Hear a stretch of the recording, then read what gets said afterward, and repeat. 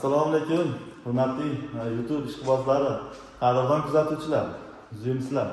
Navbatdagi ishlarimizni o'ziga topshirish juda ham sifatli, juda ham chiroyli rangda, oppoq rangda o'rnatdik. Krashning ishlarimizni 3 daromad qildi. Ko'rishingiz mumkin.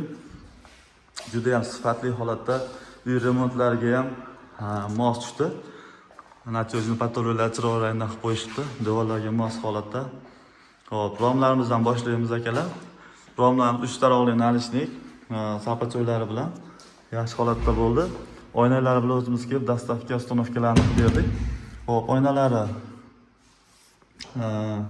bir qavat oyna bo'ladi, ichki tomonga bilasizlar. Qo'lga e'tibor bermaysizlar. Kraska tekkan. Orqa oldi apklatning bo'ldi, oyna o'rtada bo'ldi. Ruchkalari ham akfa ruchkadan bo'lgan. Oshmoqlari ham akfa oshmoqlar. Juda ham sifatli holatda ichkari tomonlarni ko'rsatib o'tamiz akalar. Xo'p, ichkari tomonlari mana orqa tomonlari devor ashkalari bilan juda ham tiniq go'zal holatda o'rnatib berdik. Ko'rishingiz mumkin. Choklarga e'tibor beramiz, yaxshi holatda bo'lgan.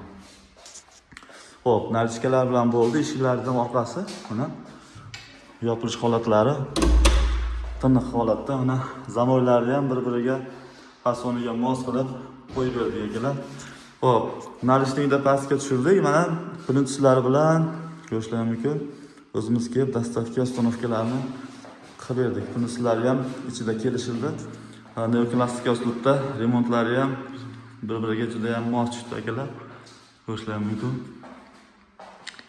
Usta ham lekin zo'r usta ekan. Mana devorga alohida e'tibor beramiz. Devorda stik boshqa yo'q, mana tiniq turibdi. Bunaqa usta juda ham kam akalar. Bu remont ustasining ham nomerini pastga qo'yib qo'yamiz. Remont usta deb bemalol murojaat qilib, ochret olib, uylarni shunaqa chiroyli remont qildirishlari mumkin. Pollarigacha mana ko'rishlari mumkin. Stiklari yo'q. Tiniq holatda remontlarni qilib berishibdi. Tashqarilarini ham bir qator ko'rsatib o'tamiz. Lekin akalar, albatta remont ishlariga 5 o'zim ko'rdim, mana ko'zim bilan realniy taniq holatda chiqqan. Burchaklari, choklari hamma yo'g'i lazerga otilib, go'zal holatda bo'lgan. Bunisilar mana bu tomonga ham bo'lni qilib berdik. Jam bo'lib 3 ta eshik, 3 ta rom o'rnatildi. Bir qanotli eshiklarimiz. Xo'p, kimga shunaqa sifatli, original krashinli MDF eshiklar, romlar zarur bo'lsa, bemalol aloqa qilishlari mumkin akalar. Xo'p, bu eshiklarimiz o'sha 800 minglik yoki $100 600 minglik eshiklarga solishtirmaysizlar. Har bir ishlatgan mexanizmimiz o'z 600 mingga aylanib qoladi akalar. Eshikda endi u alohida narsa bu. 30 kilo atrofida chiqadi. Videolarimizda qo'yib o'tganmiz.